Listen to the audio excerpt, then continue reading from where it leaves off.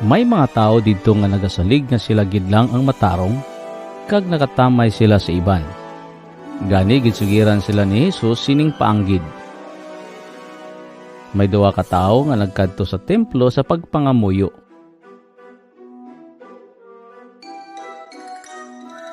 Ang isa Pariseo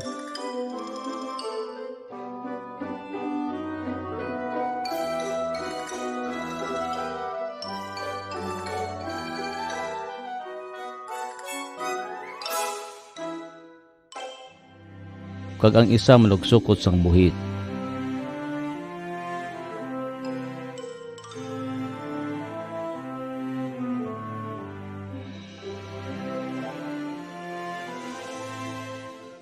Nagtindog ang Pariseo ka nagpangamuyo parti sa kagulingon sing subong sini. Diyos ko, nagpasalamat ako sa imo nga hindi ako pareho sa iban nga mga tao, nga mga kawatan, dayaon, kag babaydor. Kagaduhak ako magpuasa kada semana, kaginhatag ko ang kinapulo sang tanan ko nga kinitaan. Nagsalamat nga hindi man ako pareho sa sini nga manugsukot sang buhis.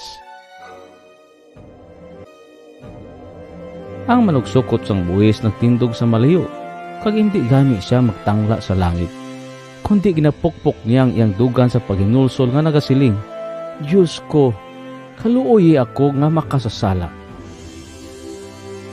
Sa pagkamatuod, ining tao nagpauli siya balay nga ginpakamatarong sang Diyos sang saysa.